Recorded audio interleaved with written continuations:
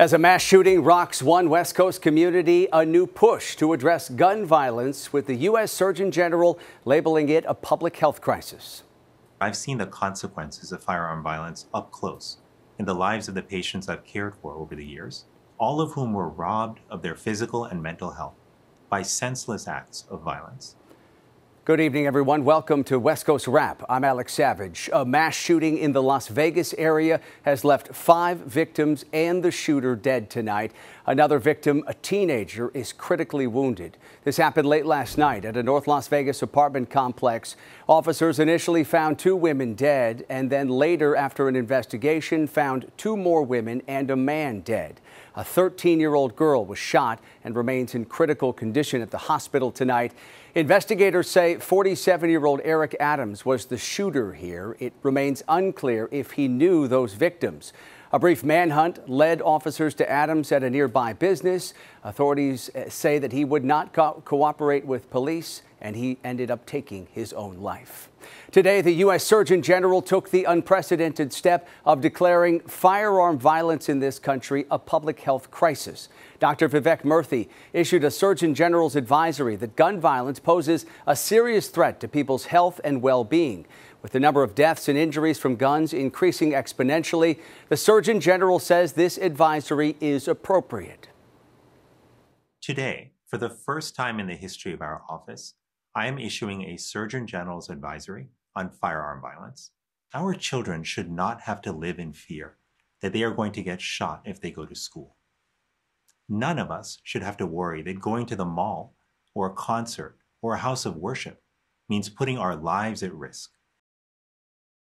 That declaration is being met with criticism from the National Rifle Association. The group calls the move an extension of the Biden administration's war on law-abiding gun owners.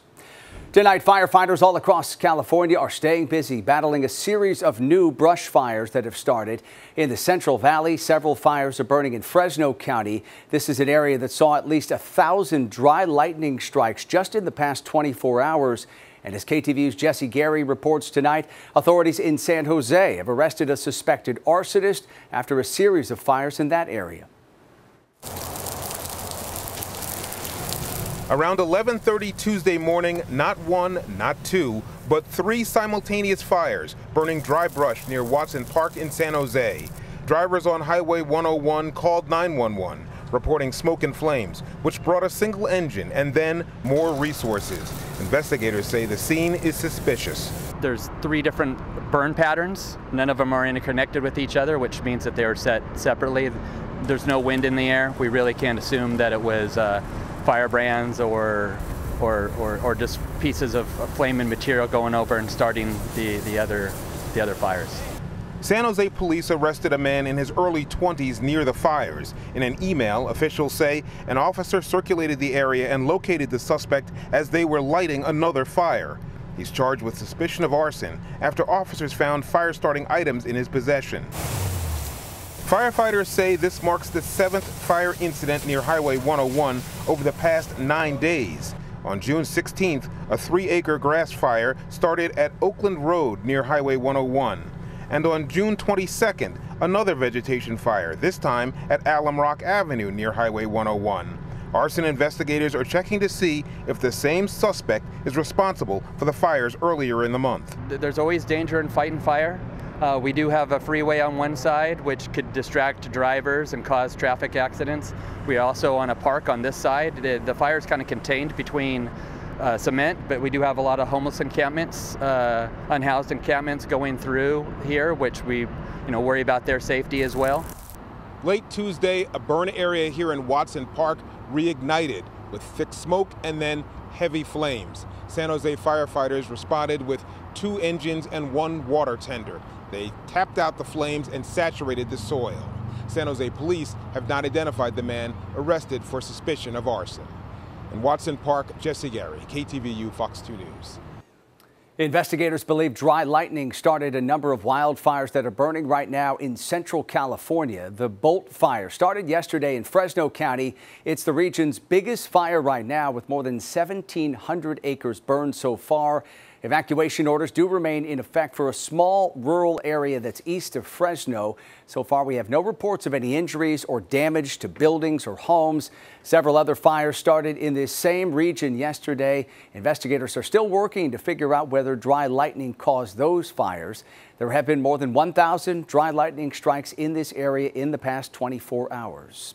All right, we should see the threat of dry lightning die down by the end of tonight, though. Here's a live look at conditions in San Francisco right now. High clouds streamed over the Bay Area for most of the day. That's subtropical moisture that brought us the chance for those thunderstorms and the potential for lightning. For more, let's bring in KTVU meteorologist Roberta Gonzalez, tracking those conditions and what we're seeing all across the West. Roberta? Hi, Alex. Good evening to you, and good evening, everybody. We got a lot going on. Let's get to it. This is our satellite radar imagery, and again, we have a lot of moisture that's being fueled into the West Coast, right around the San Francisco Bay Area, nicking Mendocino County and Humboldt County, but all the dry lightning is not there. It's over here in Nevada, where we have several lightning strikes, multiple lightning strikes, and check out the spine of the Sierra Nevada, hit and miss scattered lightning. A lot of this is dry lightning as well, and very similar conditions to what took place in Bishop last night, overnight, with the dry lightning strikes. Dry lightning, again, is lightning that is associated with a thunderstorm, but the rain is evaporating before it hits the landmass because we have so much dry air in place. Now, let's head on over to the Mile High City, Denver, where rain showers is now moving into that area. Look at the precipitation, the monsoonal moisture from Flagstaff backing all the way into New Mexico. A little bit of activity now in the Phoenix area, where today it was a bit on the muggy side, but because of the cloud deck, we had the temperature come down to 108. In comparison to yesterday at 111. Today's high temperature in San Francisco at 68 degrees. This is Jack London Square looking out towards Oakland, where the temperature was 72 degrees. San Francisco is due west of Oakland. Then we're looking at Catalina Island, about an hour ferry from the Los Angeles area. Actually, we're looking at Seattle now. Ooh, no, that was a look at Catalina, but Seattle's temperature was 80 degrees.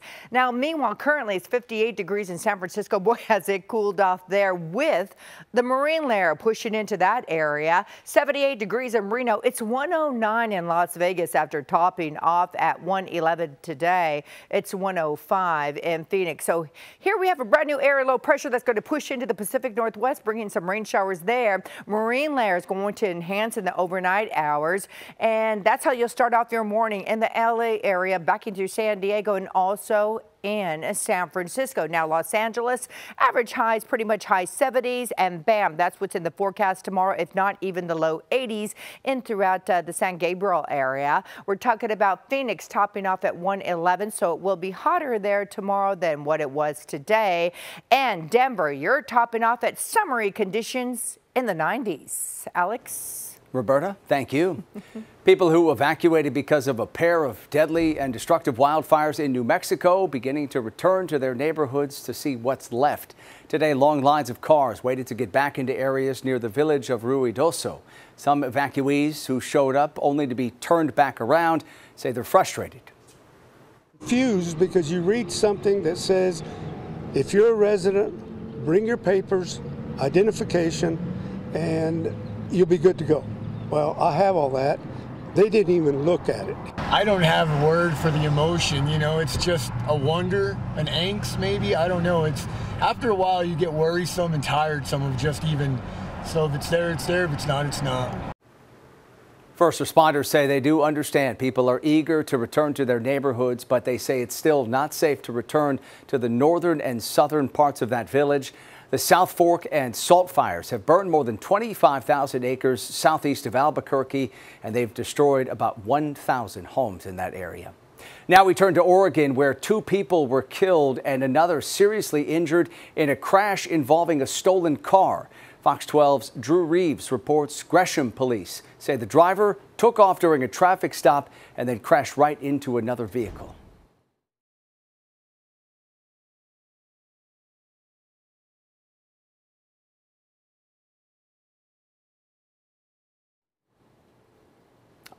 All right, it looks like we do not have that story there, but we hopefully will get that to you soon.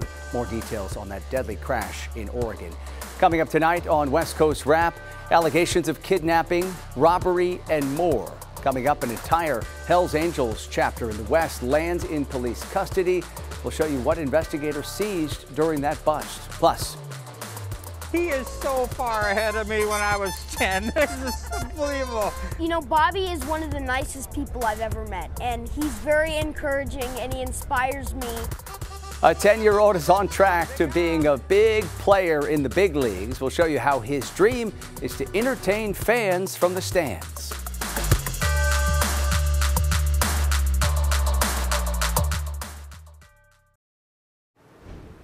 In California's Central Valley, police have arrested the entire Bakersfield chapter of the Hells Angels. They did that today, and that included the group's president and vice president. The arrest came after investigators searched 8 different locations across Bakersfield where they found guns, high-capacity magazines, and gang paraphernalia. 6 people were arrested, and a 7th person was already in custody. They're all facing a number of charges, including kidnapping, robbery, and elder abuse. A hearing took place today in Las Vegas for the former Los Angeles gang leader who's accused of killing rapper Tupac Shakur. Dwayne Davis is asking to be released from jail and put under house arrest before his trial.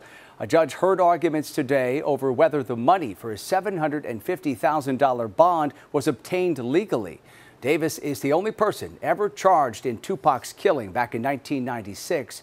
He's been behind bars since he was arrested last September, and his trial is set to begin in November. California Governor Gavin Newsom released a pre-recorded State of the State address today. In it, he touted what he described as progress in addressing homelessness and crime in the state. The governor said the Home Keep program has provided more than 15,000 units of housing, and he said violent crime numbers are about half of what they were during their peak in the early 1990s. The governor slammed congressional Republicans for failing to take action on the border crisis. They rejected over and over and over again the opportunity to add thousands of new border agents and new immigration judges, as well as personnel, and hundreds of millions of dollars to support local communities near the border. California Republicans gave their response to the governor's message at the state capitol. They say the governor is paying too much attention to national politics and not enough to the issues the state of California is facing. The crime out of control. We have inflation out of control. He spent hundreds of millions of dollars in California, and he's got nothing to show for it. Governor Newsom will be attending Thursday's debate between President Biden and former President Trump. According to the New York Times, the Biden campaign asked Newsom to serve as a surrogate in the spin room following that debate later this week. In Arizona, a temporary election worker has been arrested, accused of stealing a security fob and keys from an election center. This all happened in Maricopa County, a hotbed for election conspiracy theories since 2020. But as Fox 10's Lauren Clark reports tonight from Phoenix, investigators have not found evidence so far that this theft was politically motivated. We're going to act upon it. We're going to act strongly. We're going to get to the bottom of it. And we're going to make sure if there's someone else who decides to do something like this, we'll be on the phone with the sheriff again. We're not messing around here. Maricopa County Supervisor Bill Gates not mincing words following the arrest of 27-year-old Walter Ringfield, the man investigators believe stole sensitive items from the election building Thursday where he worked. Gates says early Friday, staff noticed something was awry. Beginning of each day, we do an inventory check and make sure that we have all of these black security keys. We did that on Friday morning. We found that one was missing. That's when staff members say they started talking to workers and scanning through surveillance video. Still shots from surveillance video from the Maricopa County Sheriff's Office shows a man leaning over to grab a red lanyard, putting it in his shorts. Within hours, police arrested Ringfield in his home, finding a digital key in his bedroom. The small piece of equipment, part of a multi-layered process to turn on a tabulator machine. Gates says it was out that day for testing ahead of the July primary. But know that this in and of itself would not be able to start a tabulation machine. Court records show Ringfield has a previous criminal charge of theft, but participated in the felony diversion program. We do a criminal background check. And when we did that criminal background check, we did not find this. He was on diversion. In the meantime, Maricopa County Sheriff Russ Skinner says his office is combing through Ringfield's cell phone and laptop data. So far, he says his detectives hasn't found anything suggesting it was politically motivated or involved conspirators, but says the investigation is not over. We're going to leave no stone unturned. We're going to make sure that we do evaluate all the evidence that was out there. And that was Fox 10's Lauren Clark reporting for us tonight. The suspect in this case, Walter Ringfield, remains in custody until his next court appearance. He has not yet entered a plea to those charges. 2 federal judges have halted President Biden's student debt relief plan that was set to take effect next week. Parts of the SAVE plan were due to be implemented on Monday. They would cut payments on some loans in half and grant some borrowers credit toward loan forgiveness. Yesterday, a federal judge in Kansas said the president does not have the authority from Congress to enact that plan. Another judge in Missouri said Biden's plan illegally deprives state loan operators of revenue. The last time President Biden took a student debt relief plan to the Supreme Court, it was struck down. The court's saying it's not that different. That is, you're still trying to do something that I don't see any evidence that Congress gave you authority to do. Those rulings do not affect President Biden's aid package for student debt forgiveness under the Higher Education Act. And the White House did put out a statement today that reads in part, quote, "We will never stop fighting to lower monthly payments and help borrowers get out from under the burden of student debt, no matter how many times Republican elected officials try to stop us." A White House spokesperson says the Department of Justice plans to appeal both of those rulings. Every time I play a song, I just have a sensation of that I completed something really amazing because I just love the organ. Coming up tonight on West Coast Rap, a 10-year-old dreams of mixing his love for music and baseball in the big leagues. Tonight, see how he is setting himself up for game time in the future. Also, Tiny but Mighty will introduce you to the rare addition to one West Coast zoo.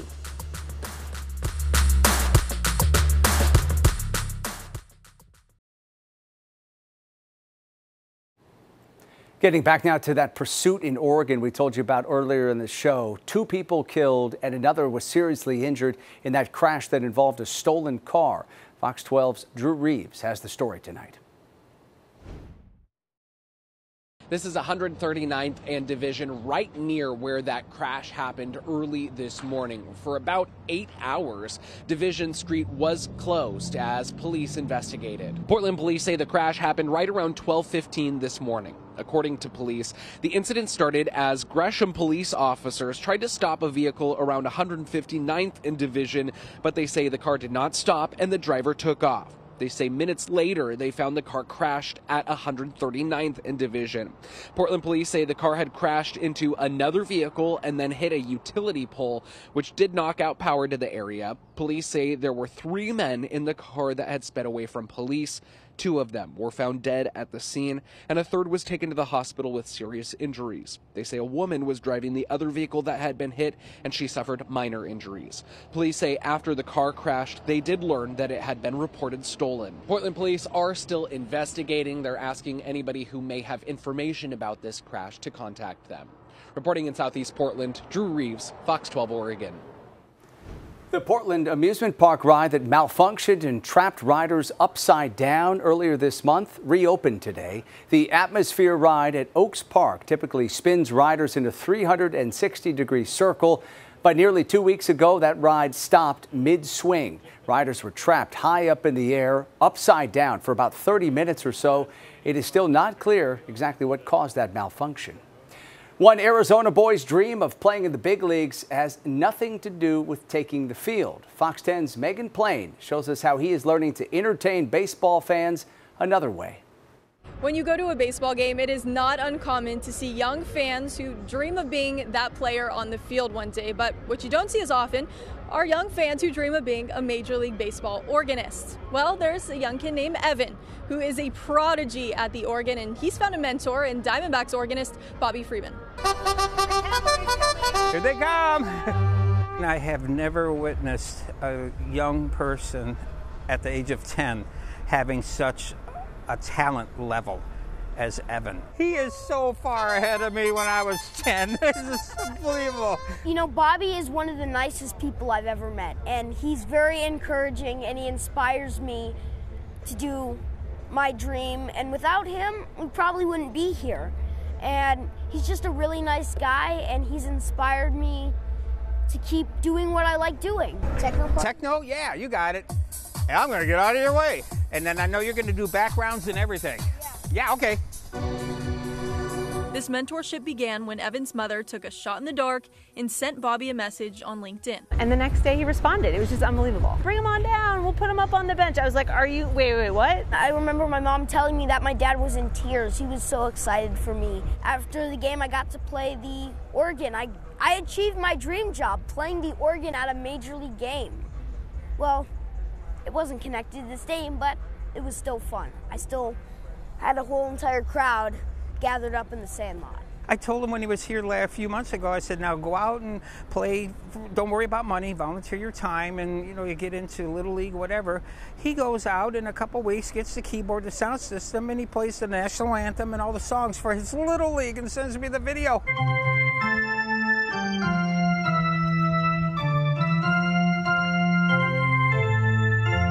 Every time I play a song, I just have a sensation of that I completed something really amazing, because I just love the organ. I just love the sound of it. I love the way it makes me feel. I love that it pumps up the crowd. And there's no song that pumps up Evan more than Tequila.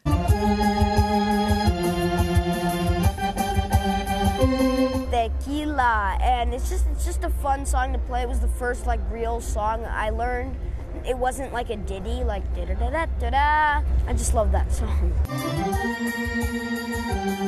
Bobby has no doubt Evan could be an MLB organist one day. His skills are already far superior to others his age and older. But Bobby's preaching that the key to success is his ability to overcome adversity. I weeded out every bully in the school, and I didn't realize what was going on at the time. So I was kind of the geek in school, but I didn't let those bullies bring me down, and I realized they did what they did because they couldn't do what I did. So I've tried to help Evan deal with maybe some adversity that he'll face down the road. Who cares if the kids aren't that thrilled about it? My peers at school aren't thrilled about it. I love doing it, and that's all that matters. It doesn't matter if all the other boys in my class want to be a Dodger player. It doesn't impact what I like. We need them. We need them. There's not very many baseball organists. Who wants to play the organ anymore? If my desire was a car and this was fuel, I think we'd be cruising down the highway because there'd be so much fuel in it. And in the pursuit of his MLB organist dreams, he's got the pedal to the metal. In Phoenix, Megan Plain, Fox 10 Sports Night. All right, wishing him the best of luck in the future. Finally tonight, we want to show you this baby-beared tapir that's made her debut at the San Diego Zoo. She was born on June 3rd. This particular tapir is native to Mexico and Central America and listed as an endangered species. Adorable. That does it for West Coast Wrap tonight. We appreciate you watching. Have a great rest of your night.